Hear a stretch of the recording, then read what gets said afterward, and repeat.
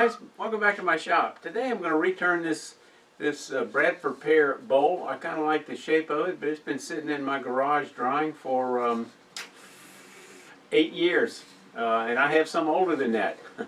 So I've gotten back into bowl turning a little bit more than I've been doing. I do mostly spindle work, you know, boxes and ornaments and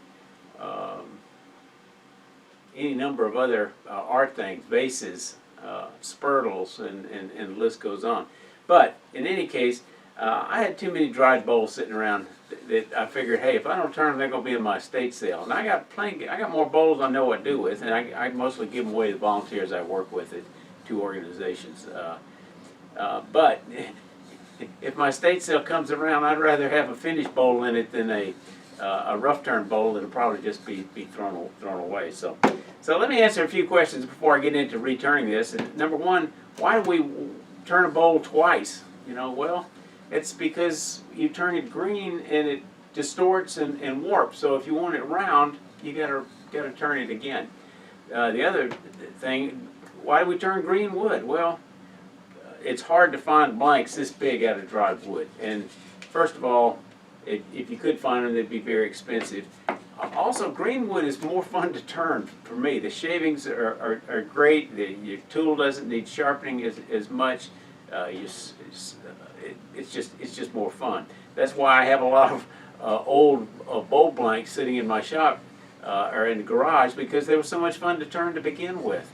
And then I put them on the shelf. Heck, this one is 11 years old. I can probably find some older than this. So we turn green because it's fun. We also turn green because it's available. People say, well, where do you get your wood from? Well, I get it from, I hear a chainsaw and I go investigate. I get it at raffles at my clubs. Heck, just out of my yard, I've turned sweet gum, cherry, hickory, maple, poplar, red oak, sourwood. My yard's not that big. It's less than 3/4 of an acre. So, you know, we're blessed in Atlanta to have quite a variety of trees. So, if you can turn them once, and that you can get a nice shape. They tend to be a little more organic. I don't know how easy it is for you to see this, but it's longer than it is wide. You can look at the bottom; it's clearly an oval. But it's a beautiful bowl. It's thin. It's fun to turn, and you know, sometimes turning it once is the best way to go.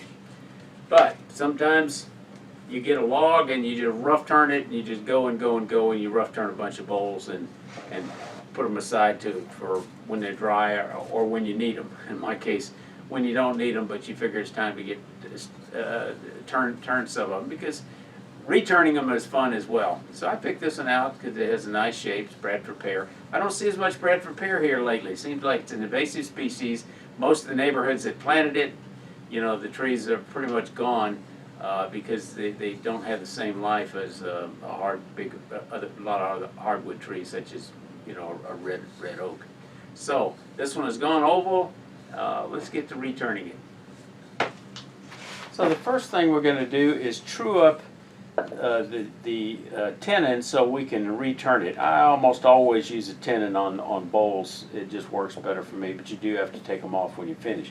So it's oval, so I've got to return it. So I've got to figure out some way to mount it, and the way I'm going to do that is using what they call a friction chuck. Now, some people call this a jam chuck, but technically it's a friction chuck because it'll only hold on there with friction based on, you know, bringing up tailstock support. A jam chuck is something that will hold it without the need of a tailstock.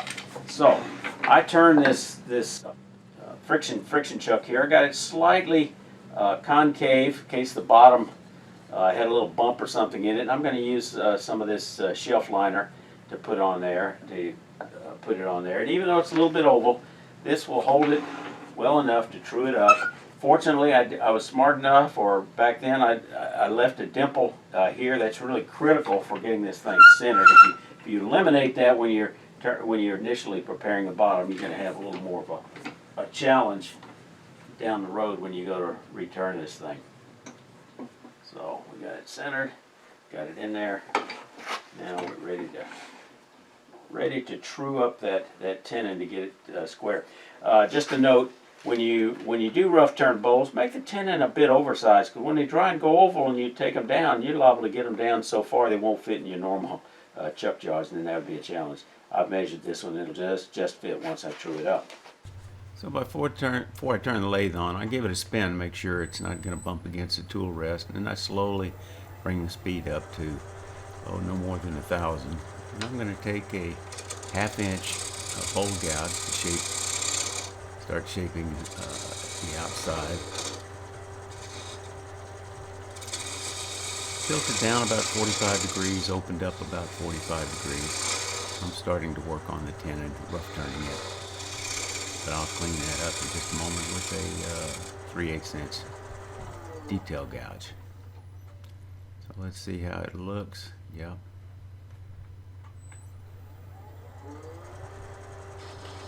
Now I misspoke. This is a 3/8 inch detail gouge I'm starting with as I add the tenon. And I'm making a parallel tenon that fits my jaws. Now I'm switching to the 1/2 inch bowl gouge and readjusting the tool rest, of course, to get the best support. And because it's distorted now around, it's bouncing around a little bit, so you got to cut a pretty good chip to get past that vibration and bouncing from the uneven ground. Let's see, take a lot of it off.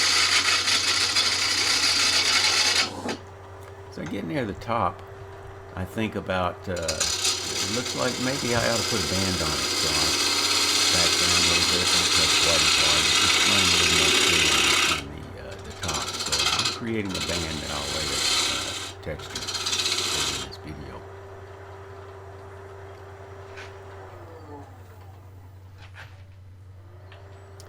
This brad repair is very hard.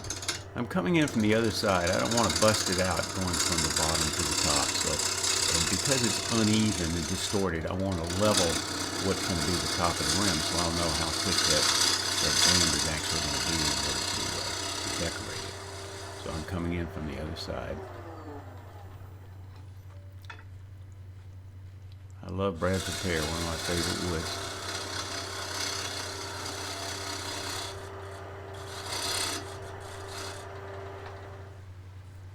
You don't get your best cutting from the top to the bottom, but sometimes that helps with your design as long as you have enough wood to clean it up.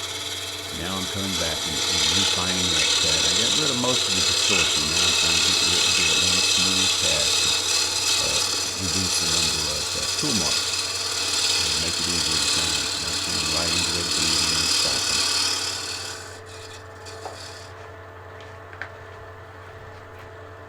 Now I'm using my refiner. These are the ones that similar to the ones Tomislav sells, but I made this one myself. But I'm just refining that curve just a little bit and getting rid of one or two minor tool marks. Just taking it very light. You can see what wispy shavings I'm getting off. And this will make sanding a lot easier and faster.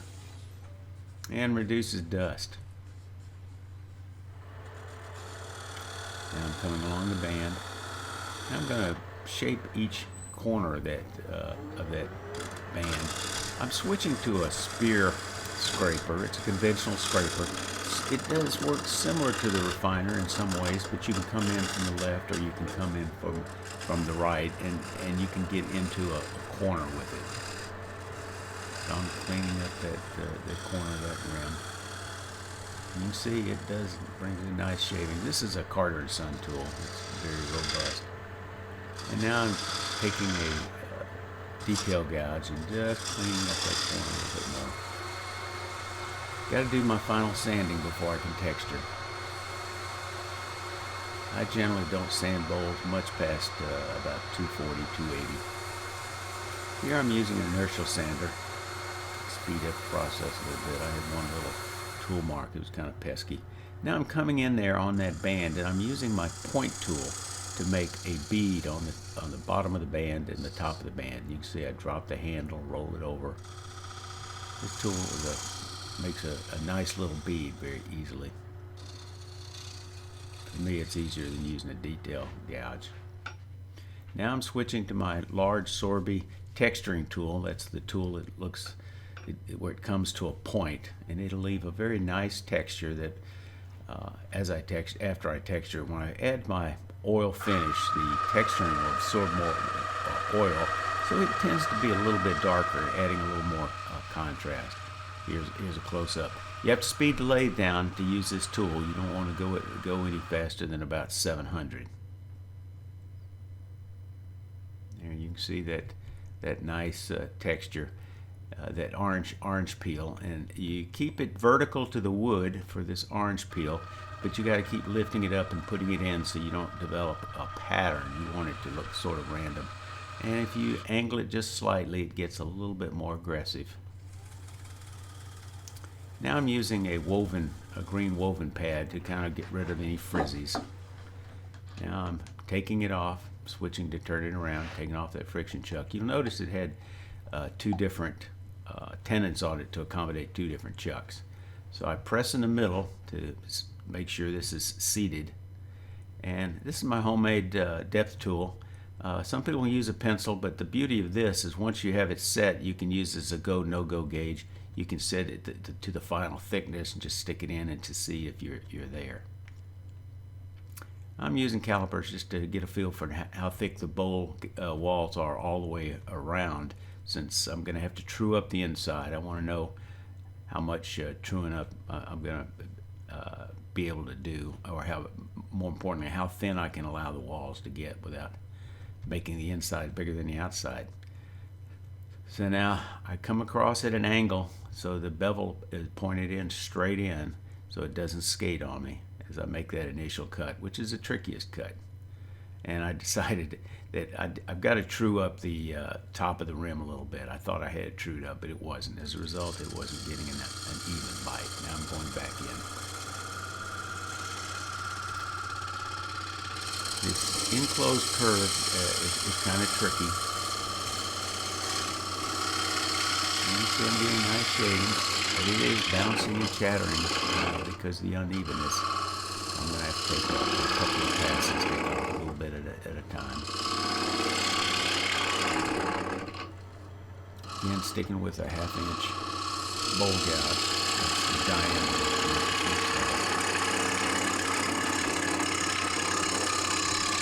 Come around to the bottom.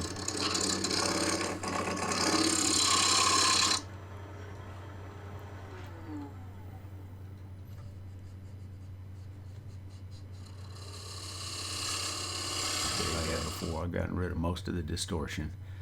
Now I'm just thinning the wall a little bit more.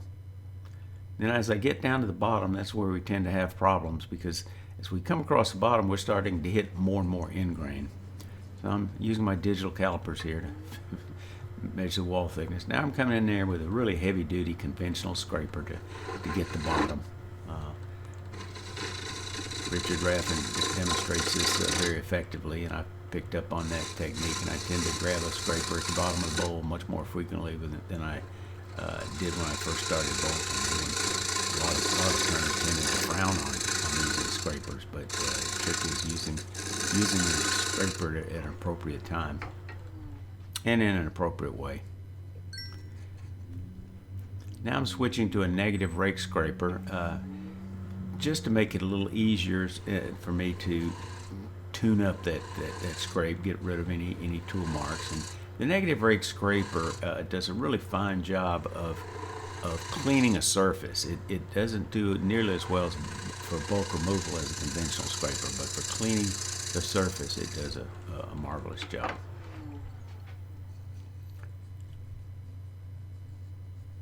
Checking it out, see how smooth it is, tool marks. I'm going to round over this edge here. Then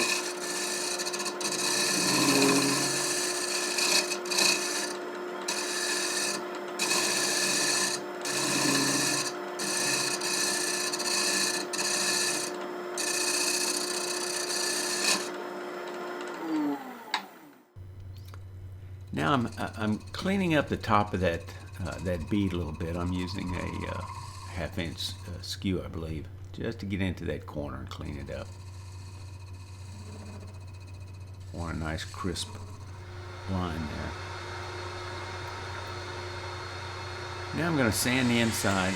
I use a 2-inch pad for the inside, and I'm using a pretty coarse grit to get rid of some bad tool marks on that curve, and taking my time to get rid of those troublesome areas before I actually turn the lathe on to do it. Alright, now I'm going to reverse it, take off the tenon, and I think I'll probably reshape the bottom just a little bit. It's a little thick and I'd like it rounder. I'm using a vacuum chuck, shop-made chuck. Got a dimple to center it. I keep the tailstock support up as long as I can, but I'll remove it at the very end. Put on face shield, turn on the vacuum chuck, and I'm going to use a 3/8 inch bowl gouge mostly to get rid of this.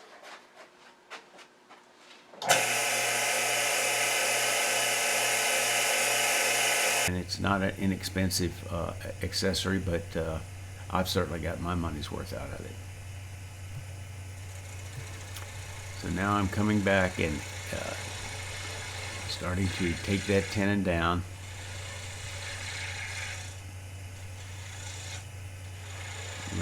Eliminate it. And I'm trying to flatten the surface a little bit. I'm using a 3/8 inch bowl gouge.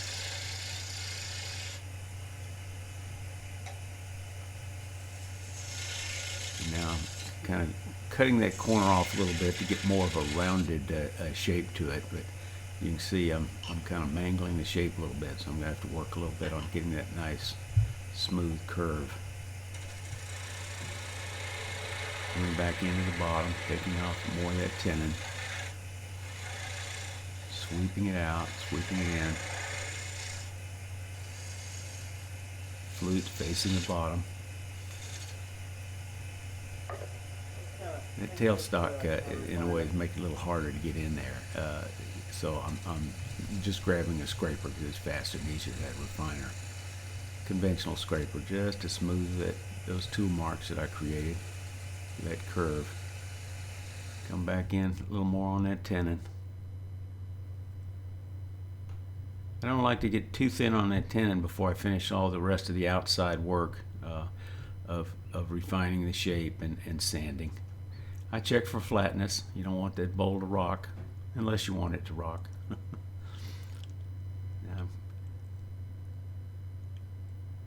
coming in, it wasn't quite flat, so I'm coming in a little bit more, get rid of a little more in the middle, checking it again. Now I've removed the tailstock. The vacuum holding it real well, but keep the tailstock up as long as possible. So I finish that last little bit of the tenon. Being careful to go straight in. You don't want to come in aggressively from the side, or you could dislodge the bowl and vacuum chuck. Just back and forth. It's that little nib there, and then I'm going to come back in with that scraper. I got a little bit of nib in the middle. Got to get rid of, so it'll be slightly concave.